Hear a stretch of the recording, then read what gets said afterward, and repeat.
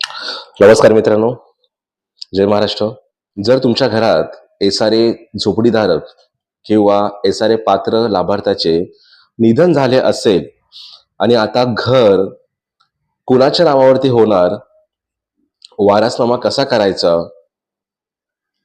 कोणते कागदपत्र लागतात, असे प्रश्न तुम्हाला पडत असतील तर हा व्हिडिओ शेवटपर्यंत नक्की पहा.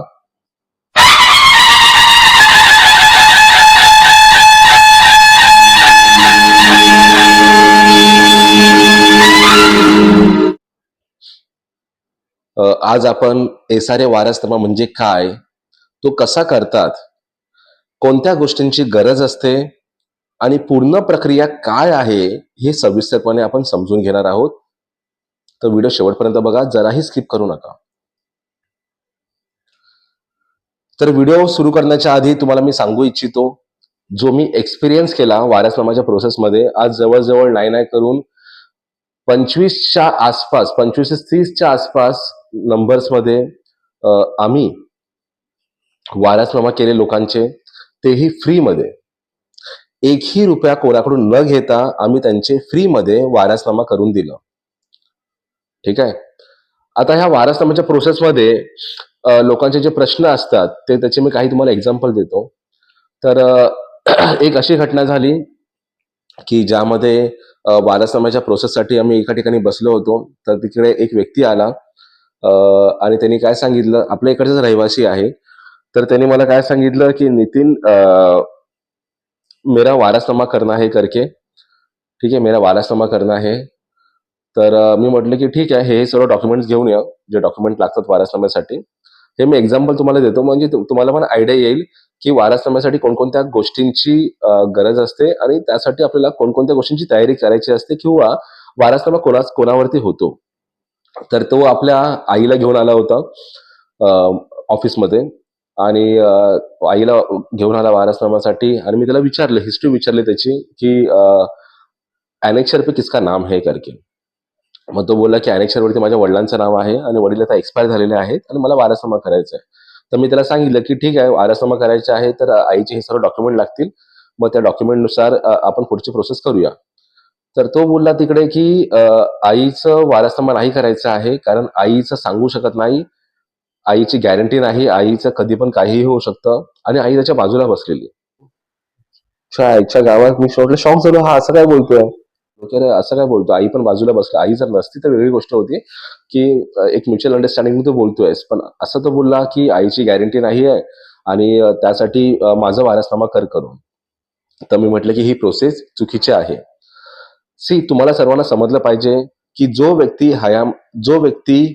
ह्या दुनियामध्ये नाही आहे, जसं समजा एक्झाम्पल तुम्हाला देतो की अनेक्षर वरती वडिलांचं नाव आहे, ठीक आहे.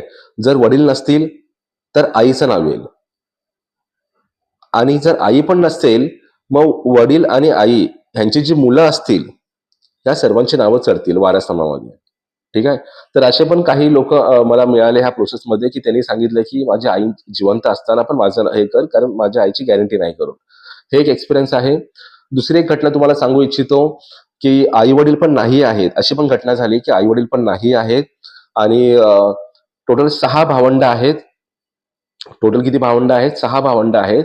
6 भावंडांमध्ये अ, 6 भावंडांमध्ये 4 मुलं आहेत आणि 2 मुली आहेत. ठीक आहे. 6 भावंडांमध्ये 4 मुलं आहेत आणि 2 मुली आहेत. आणि ते 4 भावंड जे आहेत त्यांचं असं बोलणं आहे की माझ्या दोन्ही बहिणीचं लग्न झालेलं आहे, तर त्यांचा वारसनामामध्ये नाव नाही टाकायचं आहे करून. ठीक आहे, कारण त्यांची लग्न झालेली आहेत. तशी पण प्रोसेस चुकीची आहे. तुम्हाला सर्वांना त्यांची नावं टाकणं गरजेचं आहे. फॉर एक्झाम्पल मी माझं एक्झाम्पल देतो. आता जी रूम आहे हे माझ्या वडिलांच्या नावावरती आहे. समजा खुदा ना खास्ता काही बरं वाईट झालं पुढे जाऊन, तर वडिलांच्या नावावरून आईवरती जाणार. आणि समजा आईचं पण काही समजा पुढे इन केस काही फ्युचरमध्ये प्रॉब्लेम झाला, तर वडील आणि आई नसताना माझं आणि माझ्या बहिणीचं नाव, जी मालाडला गेलेली आहे लग्न करून, तिचं नाव आमच्या घरावरती येणार, प्रॉपर्टीवरती येणार. ठीक आहे. ही प्रोसेस आहे. आणि ह्या प्रोसेसच्या नंतर तुम्हाला जर तुमच्या बहिणीला वाटतं की नाही हे घर माझ्या भावाला द्यावं, मग तिने एक एनओसी द्यावी प्रोसेस झाल्याच्या नंतर, वारसनामाची प्रोसेस झाल्याच्या नंतर, की मला कोणत्याही प्रकारचं ऑब्जेक्शन नाही आहे माझ्या भावाला देण्यासाठी. पण हे नंतरची प्रोसेस आहे. पण त्याच्या आधी तुम्हाला सर्वांची नावं चढवणं गरजेचं आहे वारसनामामध्ये, हे लक्षात ठेवा. ठीक आहे. तिसरी गोष्ट झाली की त्याच्यामध्ये सेम 4 भावंड आहे आणि 4 भावंड त्यांची कंडिशन बरोबर नाही आहे किंवा ते जरा आपल्या मानसिक स्थितीमध्ये नसतात. आणि बहीण आहे, बहिणीने सांगितलं की 4ही भावंडांना मला हिस्सा नाही द्यायचा आहे, मला एकट्यालाच मला पाहिजे करून. तर ही पण प्रोसेस रॉंग आहे. समजून घ्या मित्रांनो, हे मी तुम्हाला एक्झाम्पल देतो आहे. ठीक आहे, ते मी कोणाच्या नावाने घेते कारण एक्झाम्पल जे तुम्हाला समजलं पाहिजे. पार्शालिटी करतो नितीन, पार्शालिटी अजिबात नाही करणार. नितीन फक्त सिस्टमवरती काम करणार. सिस्टममध्ये कुठे बिघाड असेल तर सिस्टम इम्प्रूव्ह करण्यासाठी तो प्रयत्न करेल, तुम्हाला समजवेल ही प्रोसेस आहे करून. ठीक आहे. जरी तुमचा काही अधिकार तुमच्या वडिलांनी काहीही तुमच्यासाठी केलं असेल, विल केलं असेल, काही केलं असेल, पण ह्या ज्या गोष्टी आहेत ह्या सर्व नंतरच्या गोष्टी आहेत. पण तुम्हाला SRIच्या स्टँडर्ड पॉलिसीनुसार तुम्हाला सर्वांची नावं लावायची आहेत आणि त्याच्यानंतर तुम्हाला जे पण करायचं आहे, जर समजा वडिलांनी तुम्हाला विल केली आहे ते नंतर लावा. जर समजा तुम्हाला बहिणीला हिस्सा नाही द्यायचा, मग बहिणीकडून तुम्ही NOC घ्या. या सर्व नंतरच्या गोष्टी आहेत. पण SRIच्या स्टँडर्ड पॉलिसीनुसार तुम्हाला सर्वांची नावं लावावी लागतील. आणि जर तुम्हाला या स्टँडर्ड पॉलिसीला पण ब्रेकडाऊन करायचं असेल तर तुम्हाला काय करावं लागेल, तुम्हाला कोर्टामध्ये जाऊन प्रोबेट करावं लागेल, सक्सेशन करावं लागेल तुम्हाला. तर ही लॉंग प्रोसेस आहे आणि त्याच्यामध्ये लाखो रुपये खर्च होतात. तर मी प्रत्येकाला तेच सांगितलं, शांत बसा सर्वांनी आणि सर्वांची नावं लावा. एकदा तुम्ही तुमच्या घरावरती तुमचा ताबा घ्या, सर्वांची नावं चढवून, आणि त्याच्यानंतर तुम्ही NOCची प्रक्रिया करा. त्यांना सांगा, बहिणीला सांगा किंवा जर बहीण जर स्वतःहून बोलत असेल तर ती NOCची प्रक्रिया नंतर तुम्ही करू शकता. ठीक आहे. तर हे सर्व मी एक्सपिरियन्स केलेलं हे तुमच्यावर मी शेअर करतो. मग त्यानंतर मी ठरवलं की आपल्याला ह्या टॉपिकवरती व्हिडिओ बनवणं भरपूर गरजेचं आहे. नाहीतर आपल्या फॅमिलीमध्ये, इंटरनल फॅमिलीमध्ये भरपूर वादविवाद होतील सर्वांच्या घरामध्ये ह्या वारसनामाच्या प्रोसेसमध्ये. ठीक आहे. म्हणून मी ठरवलं होतं, पण थोडीफार म्हणजे बोलतात ना की तो टाइम मिळत नव्हता. आणि आता निवांतपणे आम्ही वारसनामा करत असताना पण काही केसेस आल्या. त्यासाठी मी विचार केला आता शेवटचा व्हिडिओ बनवतो. तर व्हिडिओ शेवटपर्यंत बघा मित्रांनो. कारण ह्या वारसनामाची प्रोसेस जर तुम्हाला माहित नसेल तर अननेसेसरी तुमच्या घरामध्ये विवाद होऊ शकतात. भावंडांमध्ये, बहिणींमध्ये किंवा आई वडिलांमध्ये भरपूर काही वादविवाद होऊ शकतात आणि ते टाळण्यासाठी मी हा व्हिडिओ बनवतो. ठीक आहे. तर एंटायर प्रोसेस तुम्ही समजून घ्या काय आहे ती प्रोसेस. आता आपण सुरुवात करूया ऍक्च्युअल व्हिडिओमध्ये की SRA मध्ये वारसनामा काय असतो ह्या सर्व गोष्टींसाठी.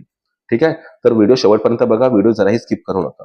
तर जसं मी तुम्हाला सांगितलं की SRA म्हणजे काय, तर स्लम रिहॅबिलिटेशन ऑथॉरिटी SRA प्रकल्पामध्ये जो मूळ झोपडीधारक किंवा पात्र लाभार्थी असतो त्याच्या नावावरती घर मंजूर केले जातं, बरोबर. परंतु त्या मूळ धारकाचे निधन झाले तर त्या व्यक्तीच्या नावावरील हक्क कायदेशीर वारसाकडे हस्तांतरित करण्यासाठी जे अधिकृत जाहीरनामे दिले जाते त्यालाच SRA वारसनामा असे म्हणतात.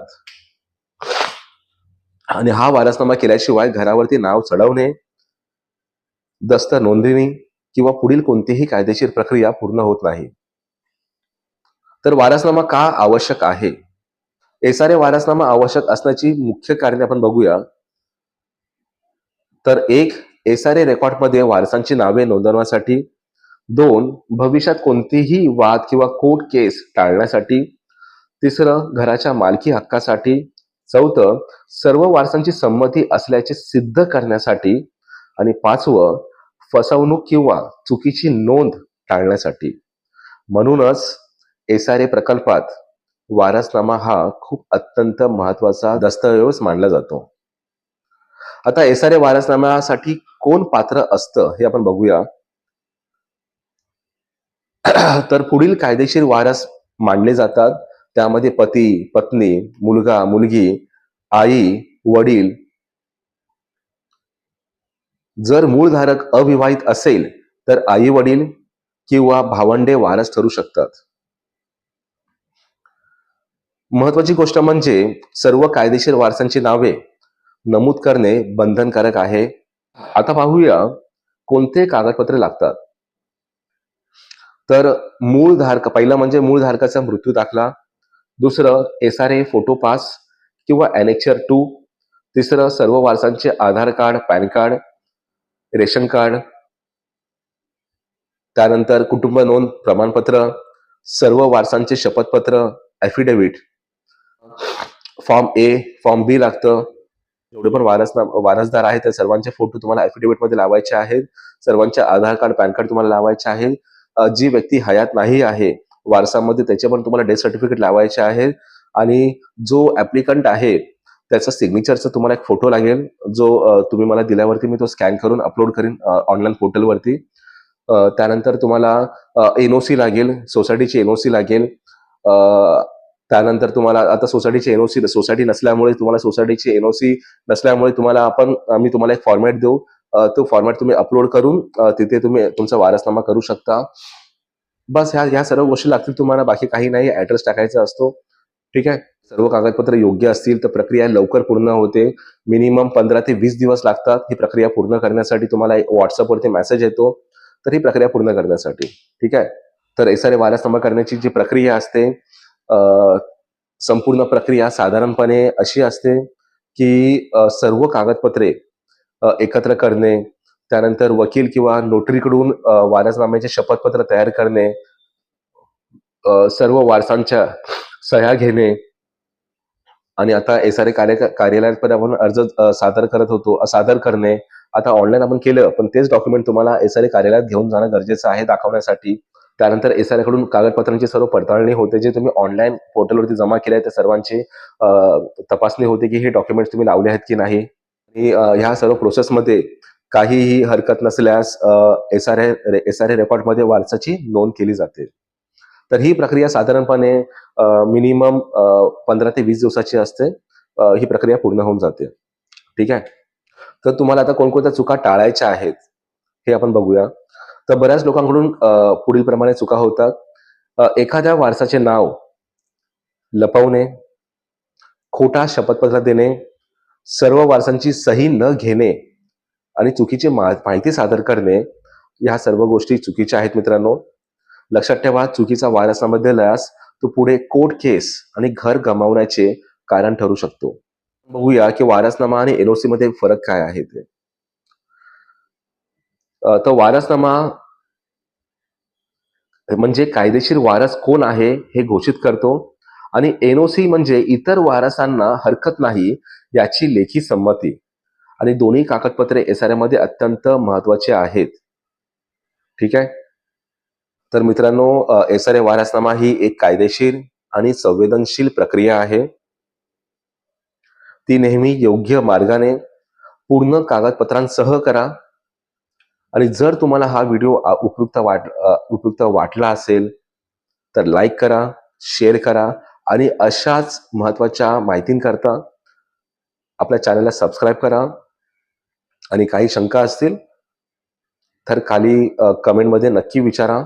आणि तुम्हाला सांगू इच्छितो की मी नितीन प्रकाश धुमाळ, जेवढ्या पण लोकांचे वारसनामा बाकी आहेत अजून फ्युचरमध्ये, जे आधीची माणसं जी गेली आहेत, पहिल्या राऊंडमध्ये जी माणसं गेलेली आहेत, त्यांना पण मी सांगू इच्छितो, तुमचा कोणाचाही वारसनामा करायचा असेल फ्री ऑफ कॉस्ट मध्ये मी नितीन धुमाळ तुमचा वारसनामा करून देईन. त्यासाठी तुम्हाला कोणत्याही पैशाची गरज लागणार नाही. फक्त तो 500 रुपयाचा स्टॅम्प पेपर लागतो आणि वकिलाची जी फीज आहे 500 रुपये. एवढंच फक्त खर्च असतो या प्रोसेसमध्ये, जो तुम्ही बाहेरून करू शकता. ठीक आहे मित्रांनो, कुठेही तुम्हाला पैसे द्यायची गरज नाही आहे. कोणत्या एजंटला, कोणालाही द्यायची गरज नाही. थेट माझ्याशी संपर्क करा. मी तुमचं ऑनलाईन तुम्हाला फ्री मध्ये करून देईन. ठीक आहे. घर बसल्या तुम्हाला करून देईन. तुम्हाला कुठेही जायची गरज नाहीये. फक्त तुम्हाला SRA मध्ये डॉक्युमेंटेशन घेऊन जाण्यासाठी तुम्हाला जावं लागेल, पडताळणी करण्यासाठी, समोरच्या व्यक्तीला दाखवण्यासाठी. हे तुम्हाला करावं लागेल. तर आजच्या पुरती एवढंच. जय हिंद, जय महाराष्ट्र. धन्यवाद.